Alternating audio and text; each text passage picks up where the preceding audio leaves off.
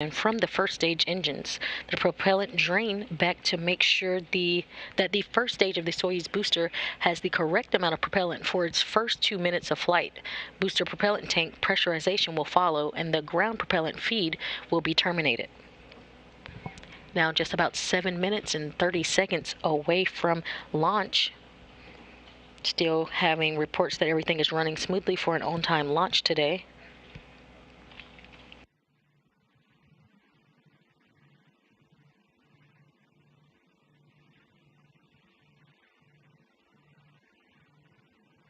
Again, Progress will begin its 2-day 34-orbit journey to the station today, arriving on Thursday, where it would automatically dock to the Poise module on the space-facing side of the station's Russian segment, and that will be at 9:49 p.m. Central Time, 10:49 p.m. Eastern Time.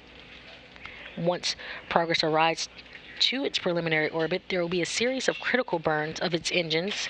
Those are known as DV burns, or delta velocity burns, basically a change in velocity that it will first automated maneuvers that will raise the Progress to match that of the International Space Station. And now just about 6 minutes until launch, the countdown proceeding on track.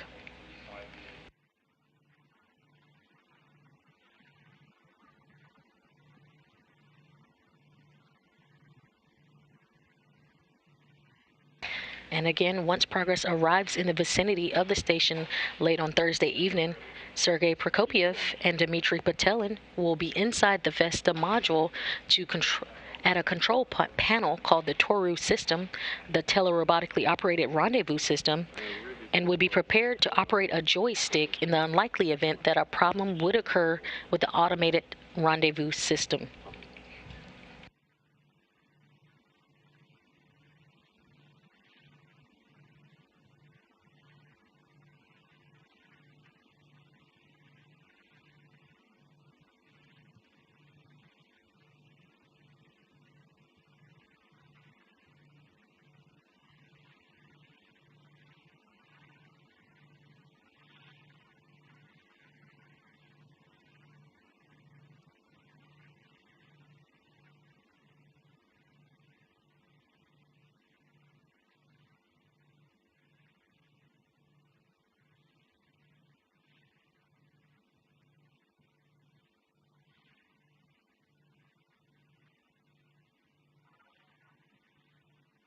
The Progress is now in automated phase and is purging nitrogen from the first stage engines.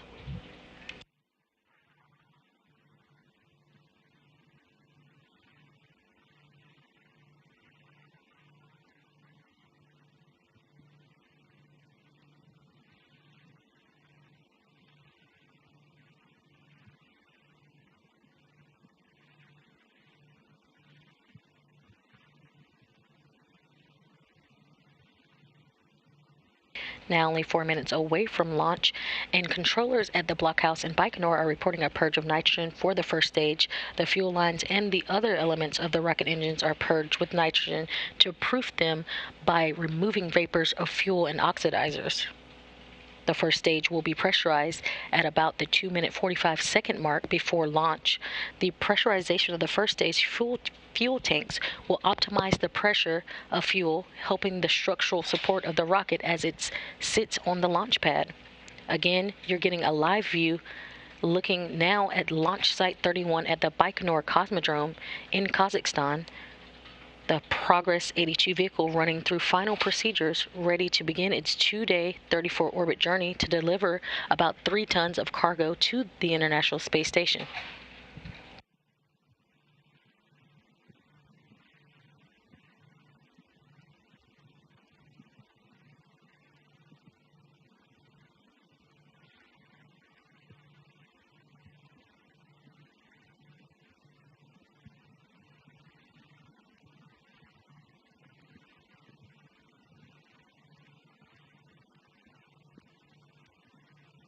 Coming up on the 3-minute mark before launch, everything's still running smoothly.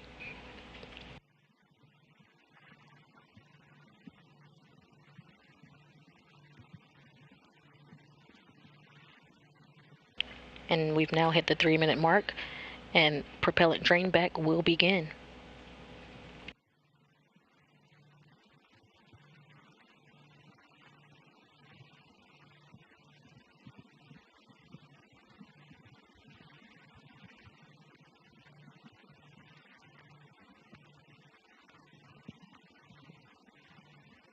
We're now in the phase of pressurization of the fuel tanks.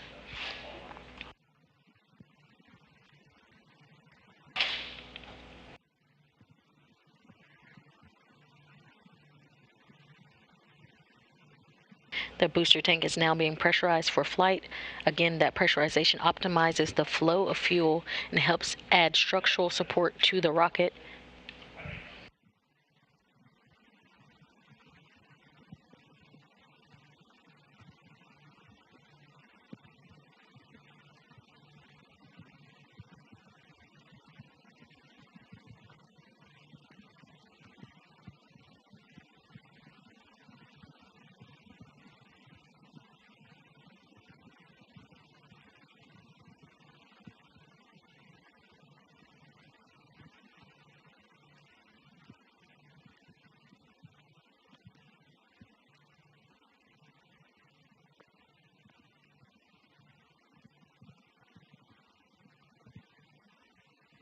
One minute and 19 seconds to launch, and ground propellant feed is about to be terminated. And at the ground point, the feed has at the pressurization of fuel tanks will be complete, and the ground propellant feed is about to be terminated. 1 minute, we're now on internal power. The Soyuz rocket is now on internal power, and we have an auto sequence start in just about T minus 47 seconds.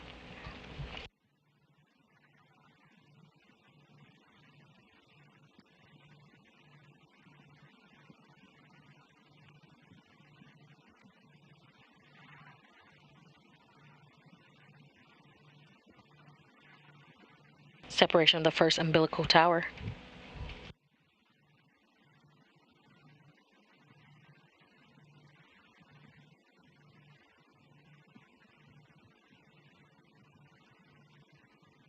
The launch command has been issued.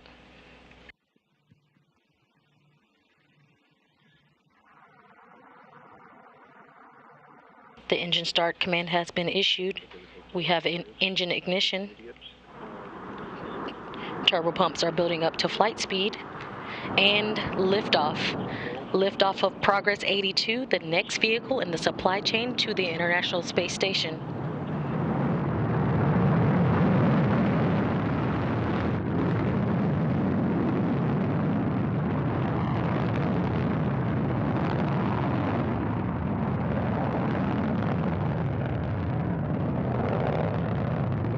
Good roll, pitch, and yaw. Program reported from Baikonur. First stage performance reported to be nominal.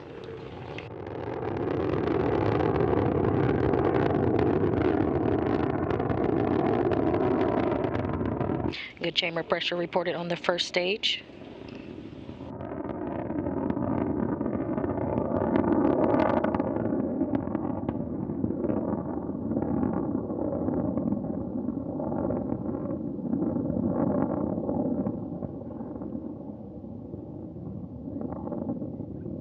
Good chamber pressure reported on the first stage. Good vehicle stabilization reported. 1 minute and 15 seconds into flight. 17.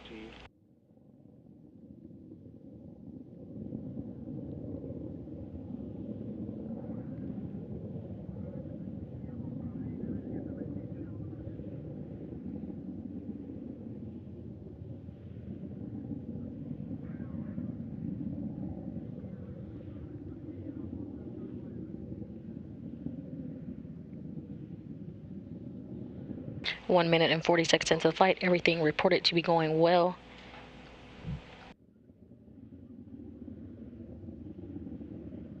Standing by now for first stage separation.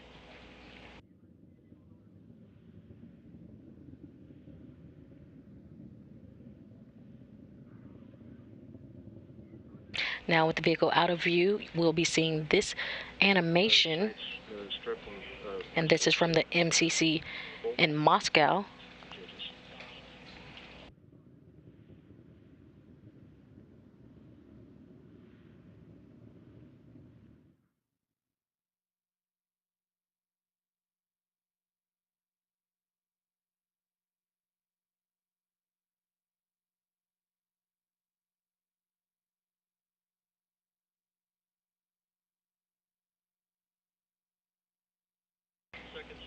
Second stage engine is up and burning. This will be about a 2 minute and 39 seconds of burn.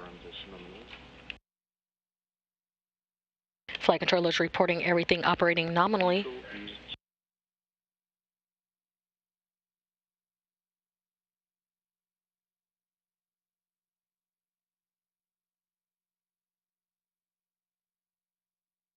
Control system.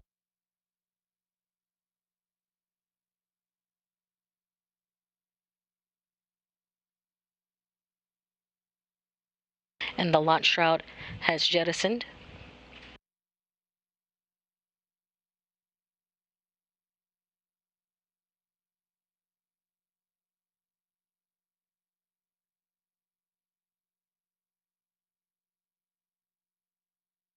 The Soyuz booster traveling at almost 5,000 miles per hour. Again, the second stage will last until about the 4 minute and 47 second mark into flight.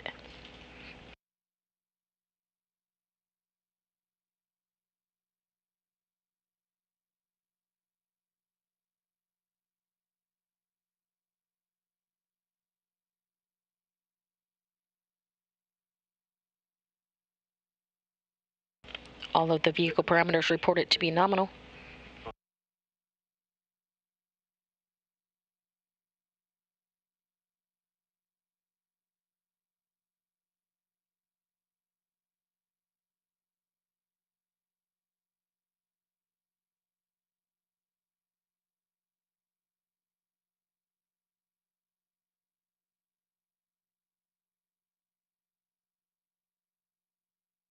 Coming up on the 4 minute 30 second mark into the flight. Standing by now for second stage shutdown and second stage separation.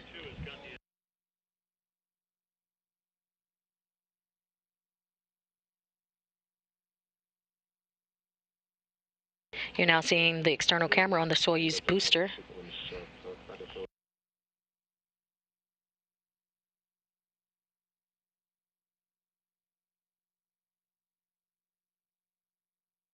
And we have second stage shutdown and separation. The third stage engine is up and running. Everything looking good. Now traveling just over 9,500 miles per hour and 100 miles in altitude at the 5 minute mark into the flight.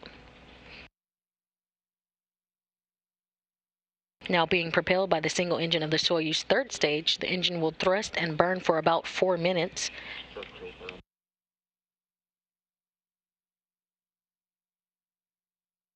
Good third stage engine performance reported.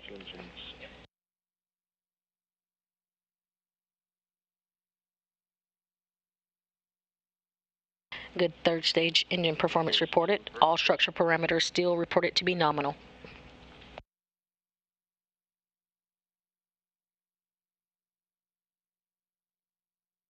Coming up on the 6 minute mark into flight.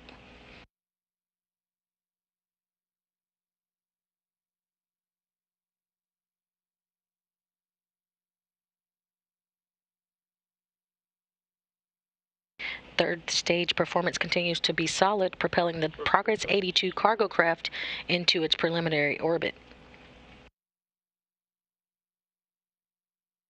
You're seeing a view now from the Progress with the solar rays where they're at the bottom of your screen.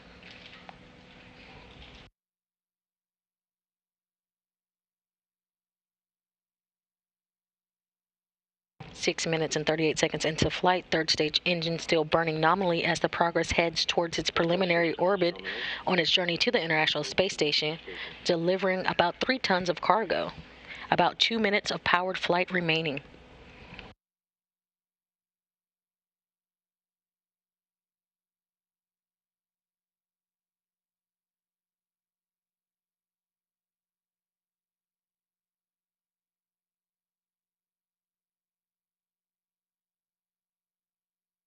Third stage performance still reported to be going well.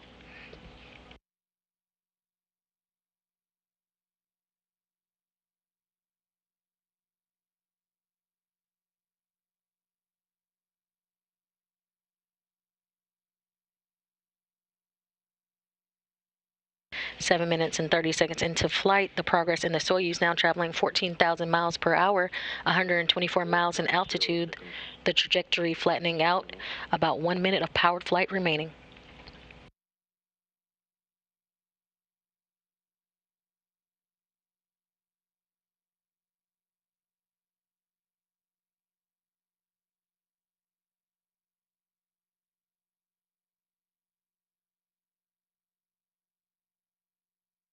Third stage performance still reported to be going nominally. Now at the 8-minute mark into flight, since the Progress lifted off, Progress now traveling almost 15,000 miles per hour and 125 miles in altitude. All structure parameters still reported to be nominal. Now standing by for third stage shutdown and spacecraft separation.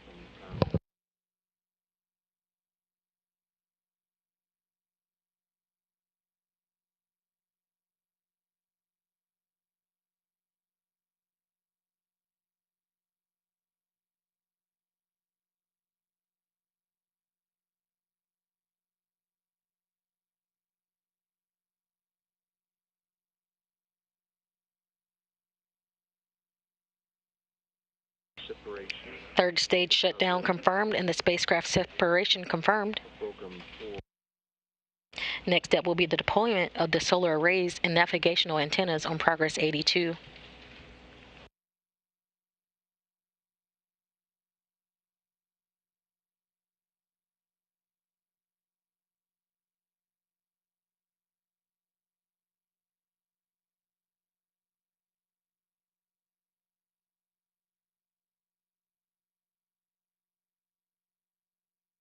And now getting reports from the Mission Control Center in Koryov that the solar arrays and antennas have deployed.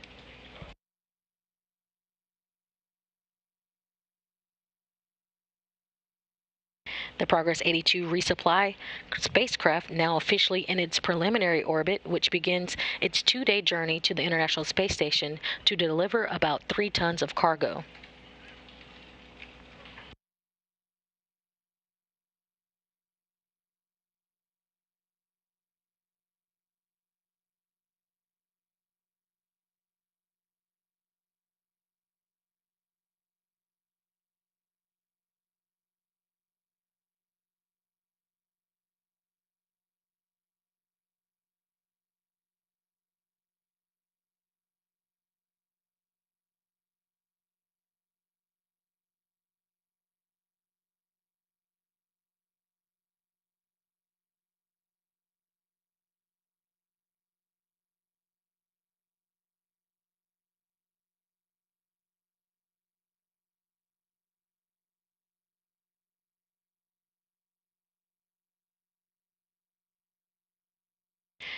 Again, Progress 82 resupply spacecraft now officially in its preliminary orbit.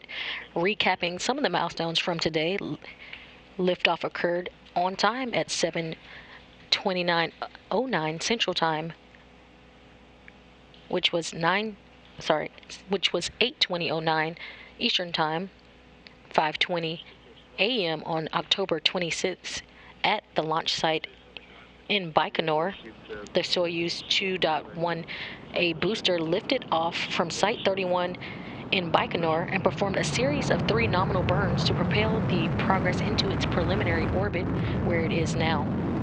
Progress 82 is officially on its 2-day 34-orbit journey to the space station, where it will dock to the Poise module on the SpaceX side of the station's Russian segment Thursday, October 27th at 9:49 p.m. Central Time, 10:49 p.m. Eastern Time.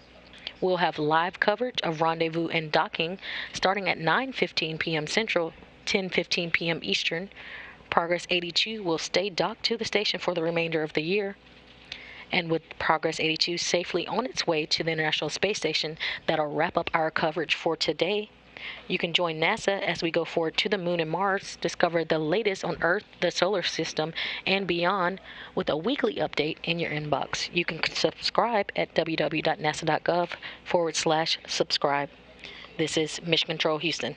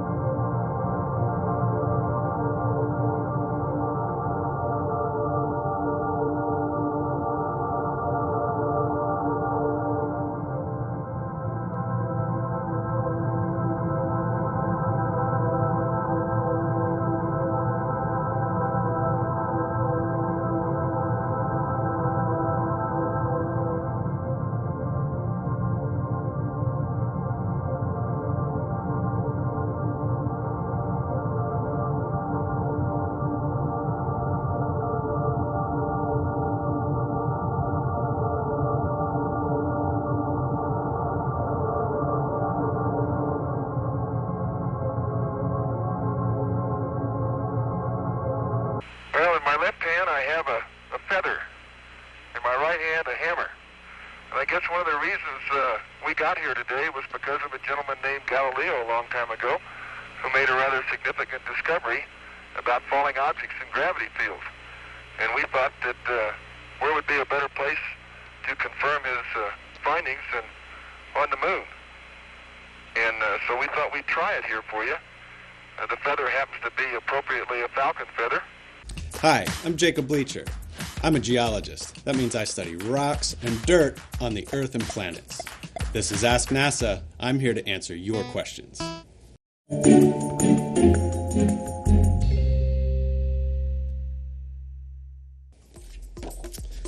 What is unique about the surface of the moon? Well, the moon is quite unique from the Earth. It has no atmosphere. There's no air to breathe.